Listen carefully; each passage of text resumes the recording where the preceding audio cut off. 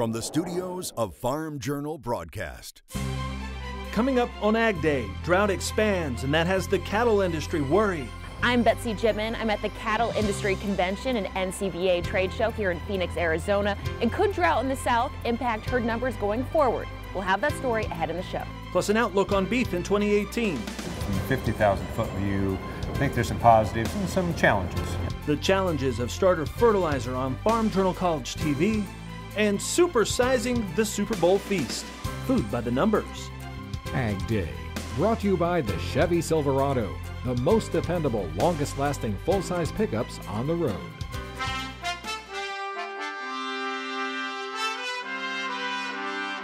Good morning, I'm Clinton Griffiths. It's still winter, but the nation's cattlemen are already concerned about the growing threat of drought in cattle country. And here's why. We've seen an expansion of drought in the biggest cattle producing states. In Kansas, D1 and D2 levels take up more counties on the map. 65% of the state is experiencing some form of drought, 13 points worse than last week. Meteorologists who write the Monitor report, they say wells are drying up, creeks and springs were going dry, and ponds were near 2012 drought levels. Now in Oklahoma, 21% is now in the D3 or extreme drought. That's 7 points worse than last week. And in Texas, the overall drought picture broadened, and it got slightly more intense with 7% of the state in extreme drought.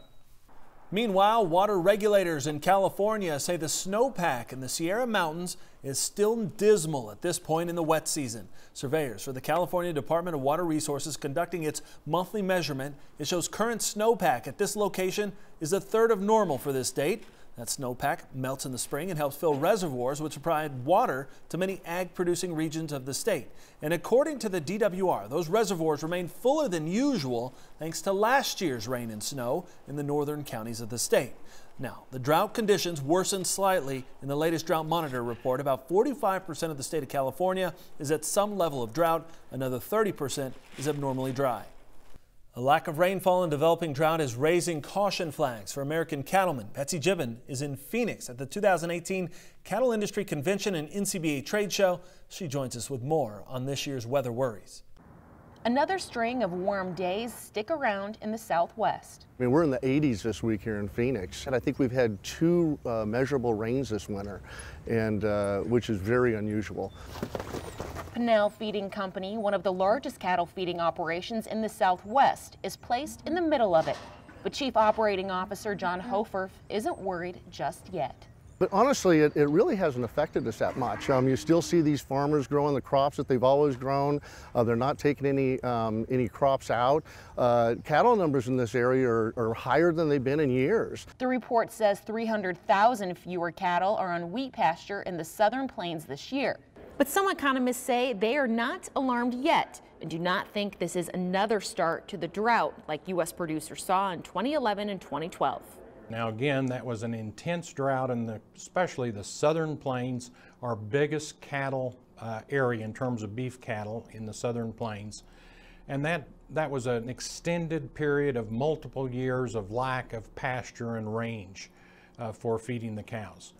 I think we wouldn't want to raise excessive concerns. It's going to have to last more than a year. The last drought proved that it takes more than a year of really dry conditions in cattle country to force that liquidation. At this juncture, I don't think we're looking at anything nearly as serious as what we were looking at in either 2011 or 2012. The producers that I talk with, yeah, they're seeing the stress. They're using up hay at a faster rate than what they have either of the previous 2 years, but they're not in that critical point yet. That they're certainly looking forward to improved moisture conditions, but if they were to straighten out now, I think we're fine.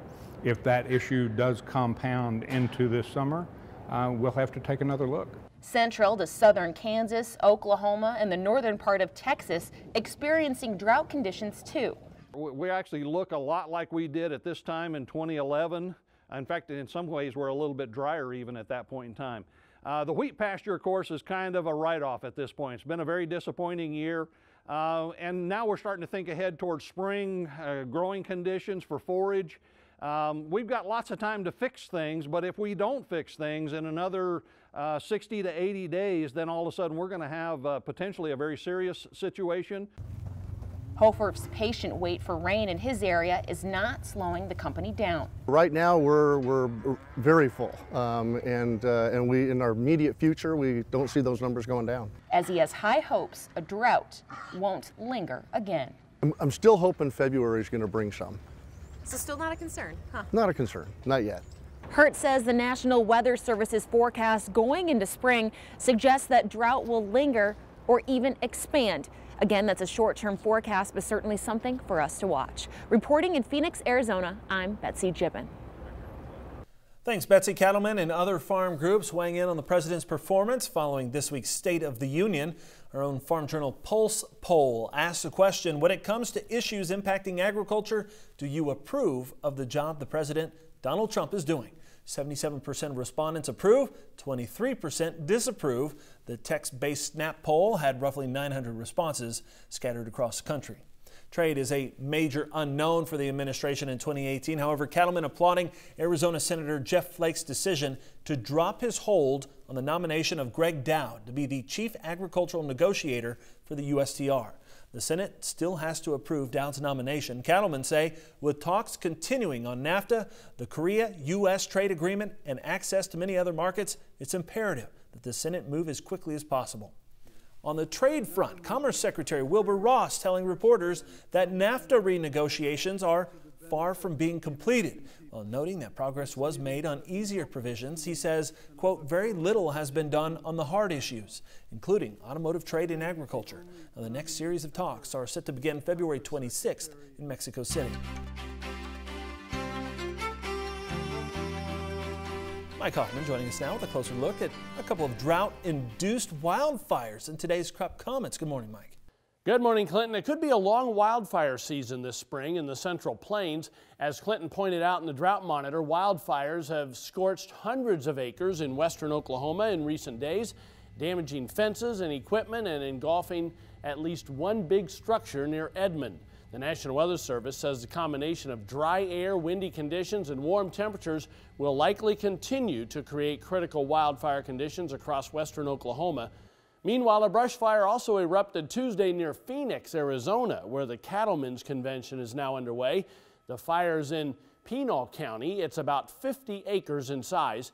A spokesperson for the Arizona Department of Forestry says windy conditions are hampering firefighting efforts. The fire is not endangering any structures so far, though. Firefighters expect it'll continue to grow as it's burning through the invasive salt cedar, which can quickly burst into flames. Here's the wind speed forecast, and one of the things you can see is it's kind of windy in the Gulf Coast area, Atlantic seaboard area, parts of the plains into the northern Rockies, and that'll kind of continue as the system across the plains moves east. We'll see the windier conditions setting up from the lower Great Lakes into Oklahoma as we head through tomorrow afternoon.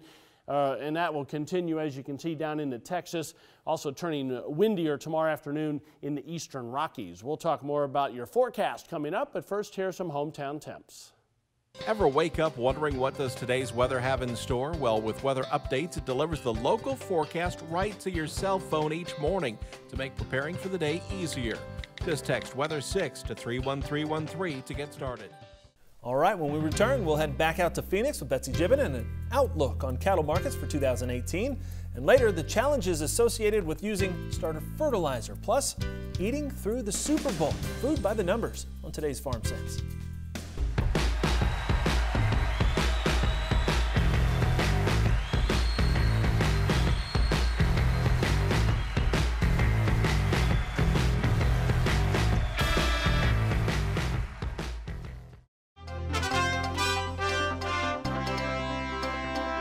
Every year, the analysts at Cattle Facts roll out their expectations for the industry in the year ahead. Betsy Gibbon joins us from Phoenix with the 2018 results.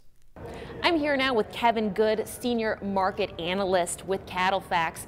And today, Kevin and I are going to digest some of the key points with the 2018 market outlook that Cattle Facts just released. So, Kevin, for some of the producers who couldn't be here, in Phoenix today at the convention. What are some of the key points you want to highlight? Well, I think there's a number of key highlights, and we'll start out and just talk about from a 50,000 foot view. I think there's some positives and some challenges. On the positive side, demand's excellent for our product as we think about both domestically and from a global standpoint. Those are the highlights as we think about that aspect. Economy's doing well domestically and globally. Our product's performing extremely well. On a challenge standpoint, though, we're in bigger numbers. As we think about expansion in the last 4 years for cattle, as well as pork and poultry supplies that are very large. So that's a headwind. We've got a lot of supply to chew through. Hopefully demand stays good as we go forward. And also, the trade aspect, as we think about that, all proteins had a very good year in 2017 of increasing trade. Hopefully that trend continues in 2018 to offset some of that production increase.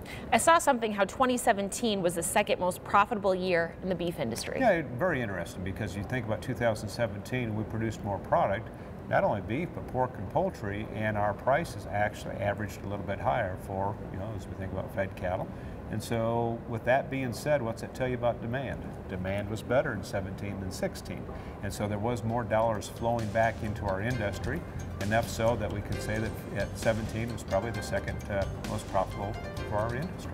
Well, excellent. Good stuff there. Thank you so much, Kevin. Really appreciate the time. We'll be back with more Ag Day in just a moment.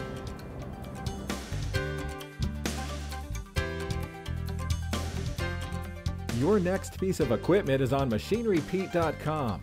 Search equipment from dealerships across the country to find what you're looking for. Only on MachineryPete.com.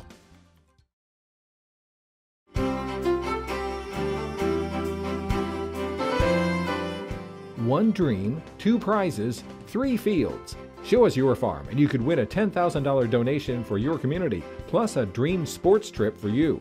To enter, visit powertodomore.com. Sponsored by Resicor Herbicide. Welcome back to Ag Day. Meteorologist Mike Hoffman. Mike, we know about the groundhog, but what do you say about spring and how soon it's going to arrive? I don't think it's going to be an early spring east of the Continental Divide. West of there, yeah, you're going to have some warm weather coming up. And in the southeast, you can get some warm days as well. But today it's turning colder in those same areas that I talked about right a few seconds ago. High pressure building into the Tennessee Valley, Ohio Valley, Missouri Valley, Mississippi Valley. Everybody's turning colder with this cold front all the way down into the Gulf Coast region. Now there are some showers and thunder showers along that in the southeast, turning to snow mid-Atlantic states all the way up into the far northeast. Then we look to the west. Now the coldest air with this system, because of these storms coming by so quickly right behind it, not going to go real far south. So what you'll notice is it turns chillier in the southeast, but not real cold. The real cold stuff is Great Lakes and the northern plains. That's where a little bit of snow will be coming in later today into the western Great Lakes, western Wisconsin. Next main storm system then moving through Montana with some snow. That's kind of diving toward the southeast. You can see as we head into Saturday morning, a little bit of snow across Michigan, central Great Lakes, a little bit of snow across the Dakotas. Another storm system getting ready to come into western Canada, and by later in the day tomorrow, that snow is into northern Illinois, Indiana, and Ohio, but most of it's across Wisconsin, Michigan, into the southwest Ontario region, and the next system already spreading snow across Montana into the Black Hills of South Dakota. So that's going to be a theme over the next week as the colder air really comes into the far northern states, and we'll have little storm systems riding along the southern edge of that real cold air. Precipitation estimate past 24 hours from the southeast into the northeast, as you can see, adding in the next 36. We don't add a whole lot more throughout the southeast. These are just scattered showers the way it looks. Moisture from Washington, Montana, spreading southeastward on the light side across the Dakotas into the northern Mississippi Valley, and that's mainly snow. The next 36 hours, that's pretty much all we're going to see across the northern tier of states. Nothing real heavy, but there will be some areas, higher elevations of the Rockies and downwind from some of the Great Lakes, higher elevations of the Appalachians that do get a decent amount of snow. Temperatures, as you can see, the coldest air going to stay to the north. Chillier, but not too bad into the southeast. Lows tonight, though, will drop near freezing in northern portions of Mississippi, Alabama, and Georgia. You can see single digits, though, farther north, northern Great Lakes, northern plains, and that'll be the high for tomorrow, northern plains, back into the 30s in the Ohio River Valley. So colder, but not as cold as we've seen so far this winter. There's the jet stream, and you can see these pieces of energy kind of dig the trough, Then it flattens out so you folks in the southeast don't get real cold out of this. And then you can see we continue to see more and more energy trying to dive in. So it's going to be colder across the eastern 2/3 of the country for a while. That's a look across the country. Now let's take a look at some local forecasts.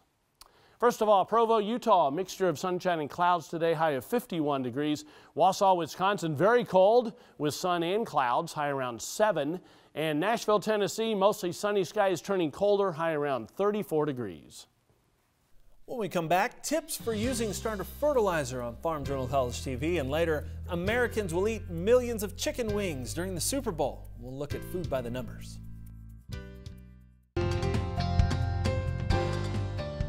The Farm Journal College Report is brought to you by Instinct and N-Serve nitrogen stabilizers. They don't just stabilize nitrogen, they maximize it, so crops deliver the max in return. Learn more at maxinmaxout.com. Starter fertilizer is a great way to get a crop up, out of the ground and growing, but it can also cause issues. On Farm Journal College TV, Missy Bauer shares some of the challenges of using starter fertilizer. Yeah, anytime we start moving that starter closer to the seed, so the closer to the seed it gets, the more concerned we have to be about potential burn. Okay. Starter is a salt, so we could have some injury that actually occurs there. So in this example here is where we've ran some in-furrow or pop-up. Anytime it gets actually on the seed, that's where my biggest risks are going to be. Okay. So what happened in this field is the rate got a little too high for the soil type. All right. And that's something you need to keep in mind. What are your soils like? If we're on really good ground, maybe you can have a higher rate. If it's pretty sandy soils, then your rate needs to be lower. But you need to respect that based on soil types. Okay, and show us some examples of some of the burn here, just so we have an idea of what to look for. Yeah, what to look for. When you look across the field as a whole, and we'll kind of come through here, but you'll see that there's a lot of, in this case, corn that's missing. So there's some corn that never come up. And you'll also notice that there's a lot of small plants. You'll see a plant that's real small compared to other ones maybe bigger. But just a lot of unevenness and variability in the stand. Right. And until we start doing some digging, you wouldn't really know maybe what the issue or the cause was. But once I started digging plants up out here Sure. and started inspecting on the root system, because when we get burn or injury from starter, you will actually see where some of the main radicals that come out of here of the root systems actually will be brown in the very tip there. Right. Where we got the brown or the black there. You can see it on this one. It was actually the main radical that came out, got hit from the starter, too much salt, and actually burned, turned it all brown there. This was bad enough that the corn never actually finished emerging. Okay. Or going through that germination process. It's got a few roots that tried to shoot off here, but this never came up. So this would be one of the blanks that are out here. Here's another example where you can see it burnt. It's all brown in here, burnt the main radical off. The plant did come up, but this plant's going to die now. Right. So you'll see your stand kind of going backwards on us. So with starter burn, you're looking in at the base of the roots, the main tip of the radical, and see, are we actually where you can see it be almost a brown color there and you don't have good root growth. When we come back, the big game means a big spread of food. Super Bowl snacks next.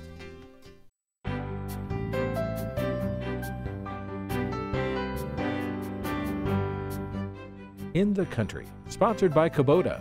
Tractors, hay tools, utility vehicles, mowers, and more. Visit KubotaUSA.com today.